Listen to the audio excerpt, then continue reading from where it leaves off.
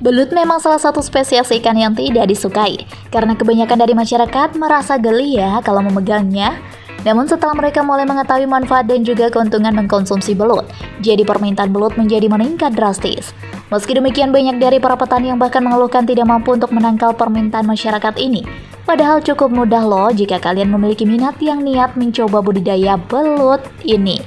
Dengan tahu seperti apa caranya? Kalian ingin tahu? Langsung saja yuk. Ini dia, cara budidaya belut untuk pemula.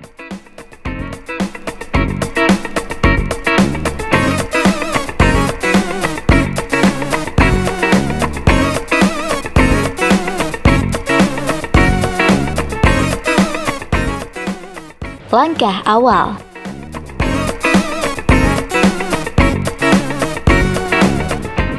Sebelum pada akhirnya memutuskan untuk membudidayakan belut, maka langkah awal yang wajib kalian perhatikan yaitu pemilihan metode yang akan digunakan untuk membudidayakan belut itu sendiri.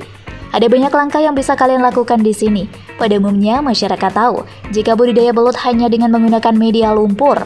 Maka dari itu banyak yang langsung enggan untuk mencobanya, lantaran terlihat sangat kotor dan juga butuh lokasi yang tidak biasa. Namun seiring berkembangnya zaman, ada banyak metode baru yang dapat digunakan untuk budidaya belut. Salah satu diantaranya yaitu dengan cara menggunakan media kolam terpal, kolam beton, dan lainnya. Seperti halnya membudidayakan ikan jenis lainnya. Jadi dengan menggunakan media kolam ini, maka akan mempermudah kalian semua untuk dapat melihat perkembangan belut dari waktu ke waktu. Karena tidak perlu menyangkalnya dari lumpur seperti dulunya. Nah, sudah mulai penasaran bagaimana langkahnya? Yuk, belajar bersama dengan Mimin hanya di video kali ini.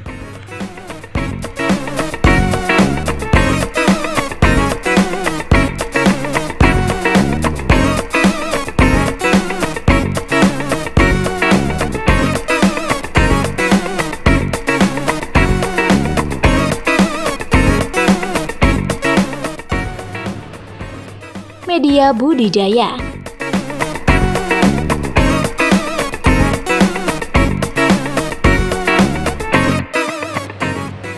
Melakukan persiapan alangkah lebih awalnya dilakukan untuk memulai usaha budidaya belut, yaitu kolam pembesaran. Biasanya kolam yang digunakan adalah kolam yang berjenis kolam terpal maupun kolam permanen dari semen. Kolam air jernih ini dapat meminimalisir pemborosan tempat. Hal itu karena ukuran kolam yang tidak terlalu besar bisa menampung banyak bibit jika dibandingkan dengan kolam lumpur. Jika Anda akan menggunakan kolam dengan air jernih, maka harus dibuat sebuah sirkulasi air yang baik.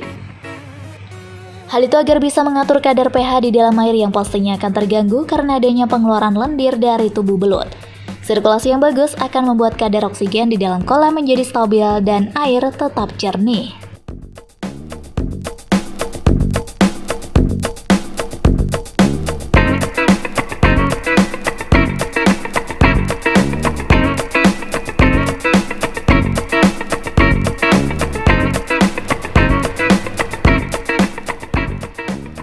Memperhatikan tempat.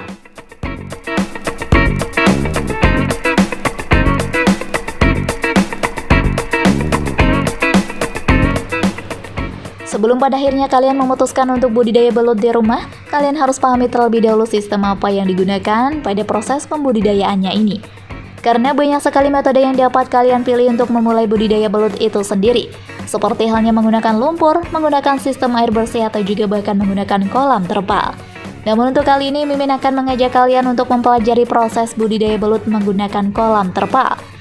Karena menurut para petani yang sudah berpengalaman, penggunaan kolam terpal sendiri jauh lebih efektif jika harus dibandingkan dengan menggunakan sistem lainnya. Namun diperhatikan lagi jika kalian harus menyiapkan terlebih dahulu tempat dan air untuk memulai budidayanya.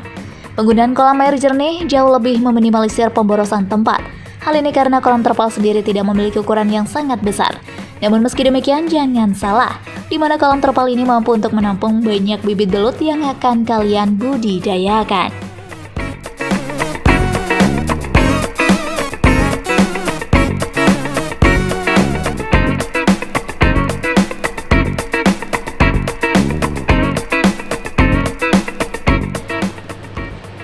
Memperhatikan sirkulasi air.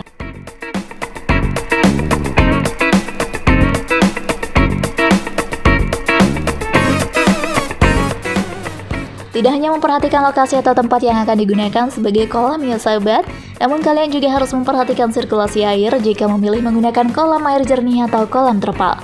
Sirkulasi air yang sangat baik dapat mengatur kadar pH dalam air kolam yang nantinya akan terganggu dengan sendirinya oleh lendir yang dikeluarkan oleh tubuh belut. Sirkulasi yang baik dengan benar juga akan membuat kadar oksigen yang ada di dalam kolam akan menjadi lebih stabil lagi dan air tetap dalam keadaan yang jernih dan bersih.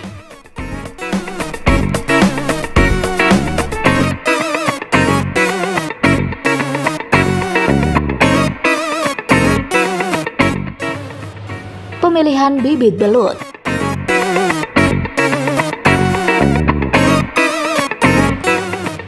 Pemilihan bibit belut nantinya akan menentukan hasil dari panen, jadi Anda harus mendapatkan bibit yang berkualitas dan unggul. Berikut beberapa ketentuan dalam pemilihan bibit. Pilihlah bibit yang tidak ada bekas luka dan kondisi belut yang lincah. Hindari bibit belut yang didapat secara alami, karena akan menimbulkan bekas luka seperti cara penangkapan dengan metode setrum, berburu di dalam lumpur sawah dan sungai. Inilah mengapa Anda harus lebih teliti dalam memilih dan membeli bibit belut. Bibit yang sehat tentunya berpotensi untuk berkembang secara maksimal. Ukuran bibit setidaknya harus merata atau sama besar. Tingkatan kanibalisme bisa diminimalisir dengan cara memilih ukuran bibit yang sama besar. Selain adanya kanibalisme, pemberian pakan tentunya juga tidak akan merata jika Anda mencampurkan bibit yang kecil dengan bibit yang besar di satu kolam yang sama.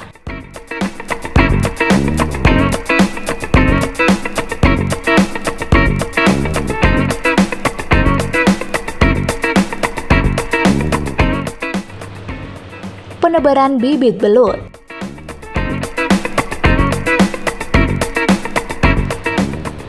Cara budidaya belut tanpa lumpur ini dalam penebaran benihnya dapat lebih banyak. Hal ini jika dibandingkan dengan cara budidaya belut secara konvensional atau menggunakan lumpur.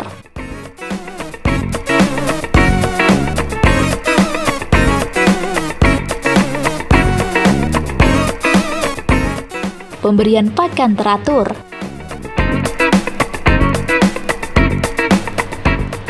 Pemberian pakan bagi peternak belut khususnya untuk pemula adalah dengan pemberian makan secara teratur. Hal ini sangat penting bagi tumbuh kembangnya belut. Pemberian pakan yang tepat akan menyebabkan keberhasilan dari budidaya belut akan lebih optimal. Jika Anda menyukai video ini, silakan klik like dan subscribe untuk mendapatkan video update terbaru dari kami. Anda bisa memberikan beberapa jenis pakan alami seperti limbah ikan, bekicot, sisa cincangan dari daging ayam maupun pelet. Biasanya pakan akan diberikan secara berkala, 3-4 kali sehari. Semakin besar dan semakin berumur bibit, maka jumlah pakan akan lebih sedikit.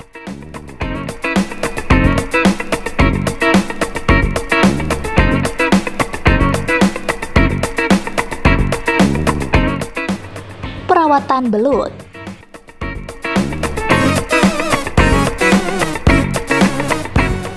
Rawatlah belut dengan seksama. Perhatikan kualitas air, pemberian pakan secara teratur serta sesuai dengan takaran agar tidak menimbulkan air yang cepat kotor dan sifat kanibalisme belut. Perlu diketahui kebiasaan belut yang mengalami penyakit, yaitu ditandai dengan belut terus bergerak pada siang hari dan aktif menyerang belut lainnya. Belut adalah binatang yang mengeluarkan lendir. Hal ini dikarenakan mekanisme tubuh untuk melindungi dirinya yang terbilang sensitif. Lendir yang keluar dari belut ini secara terus-menerus dapat mempengaruhi tingkat keasaman air atau pH air di kolam. Sehingga ketika air kolam mencapai ambang batas pH 7, maka air harus segera dinetralkan atau segera disirkulasi. Maka dari itu media budidaya belut harus dilengkapi dengan sirkulasi air yang memadai.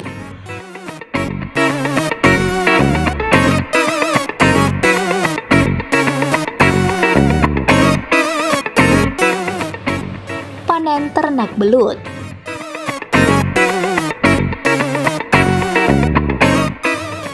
Proses pemanenan belut sebenarnya tidak memiliki takaran dan masa panen, karena mau sekecil apapun belut tetap bisa dinikmati dan bergizi tinggi.